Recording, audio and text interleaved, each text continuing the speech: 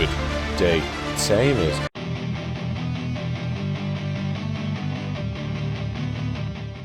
This one I was meant to get to yesterday, but I was a little bit busy doing some other things.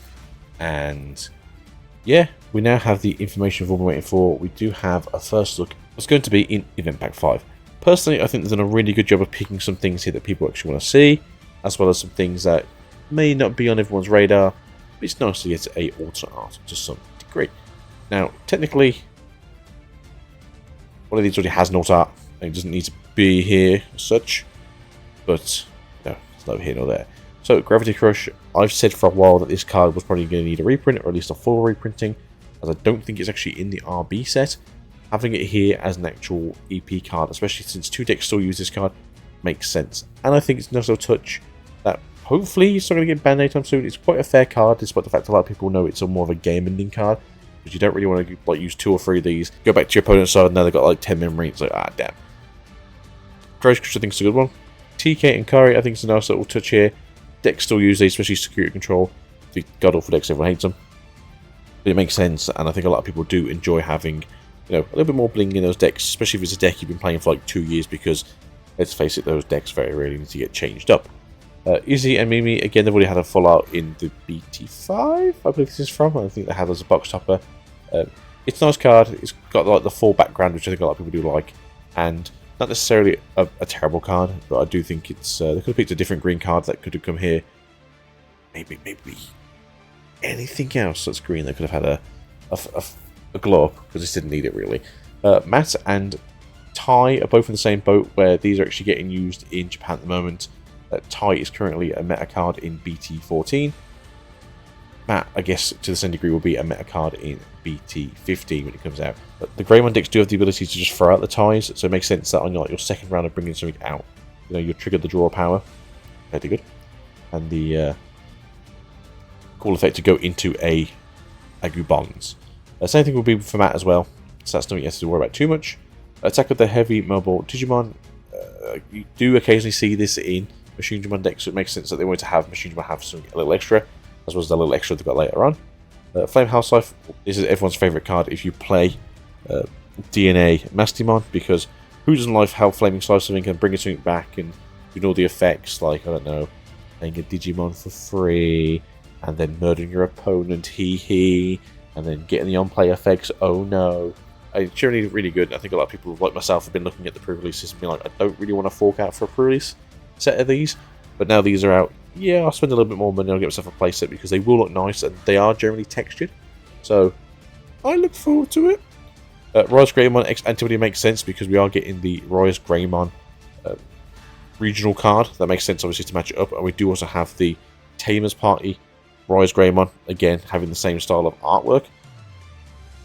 I like it. I actually am planning to run the X Antibody line in the deck, so for me personally, it makes sense, and it works thematically quite well.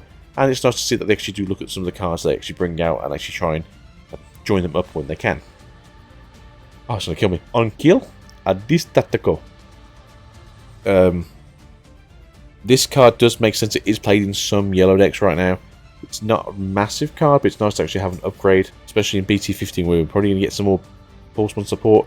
As we have seen, that there's a good chance we'll get the Kadachi mode for Lugamon line.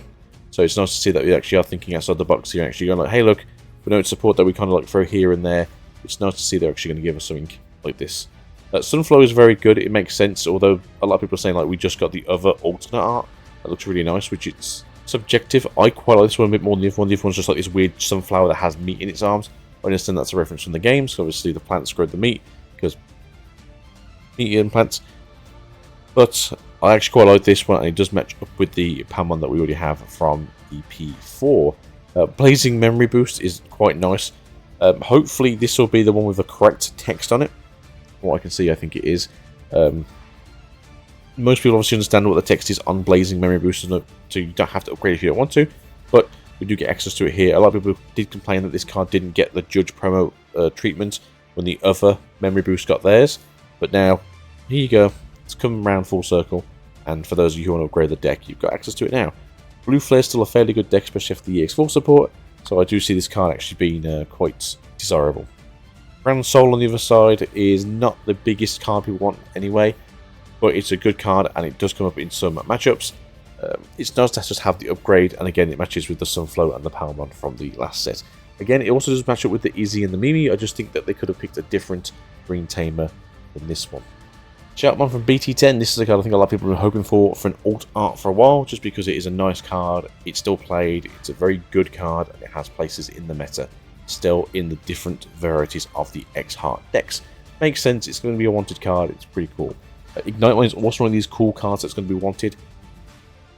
I'm just going to say, like, hey, BT11 was fantastic for having full cards, but having an upgrade like this, best card we can get, looks fantastic, can't wait to get my hands on it.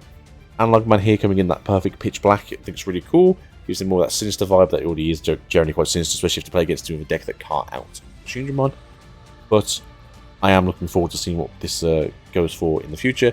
Again, Analog Man in alt art already is very nice. Having a couple of access to like some of the BT11 cards is really cool. Mamimon from BT11 as well, getting the alt art treatment. This is its second alt art treatment because they do technically have the winners promo currently in Japan, which we should be getting, I think, not next set, the set after. But yes, I do look forward to seeing what this goes for. It's not necessarily used in the Machinedramon decks, but it is used in its own Mimi decks. Draco from BT11 is also here. Again, another card that could be foil, but this does look really cool, especially with its evolutions in front of it.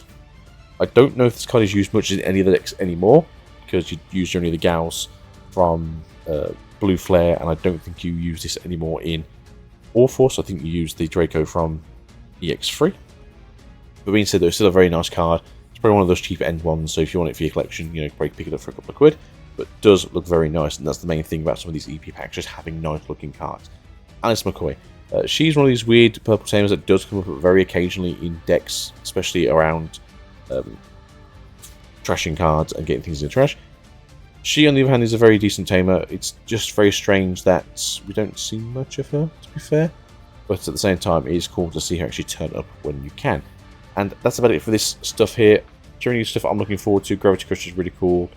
Matt and Ty is really cool. Hellflame Scythe, hell yeah. Probably like the X-Antibody. Sunflow. Shouty Boy, Ignite. And then maybe Draco, just because he looks nice. But yeah, not everything here is a hit for me. But to be fair, most people do have a tendency to like the same colours. So, what do you guys think? I think they've done a good job. Hopefully you guys agree with me. But yeah, getting the 3 of each. Well, look at that. Yellow gets 4 cards. Well, technically it's a purple card, so yeah, there we go. Yeah, I think they've done a really good job this time. And I think a lot of people can say this is probably the best one since EP2, which was probably that coolest pack. EP3 was a bit of a wish-wash, and EP4 I think a lot of people just thought was just a load of jank and not everyone was very happy with it. But hopefully Card Bucket can sort their system out and we can actually get these in their own switching area to make things a bit easier for everyone trying to look for cards. So, catch you guys soon. Hope you guys have had a great day, and we'll catch you next time. Peace out and goodbye.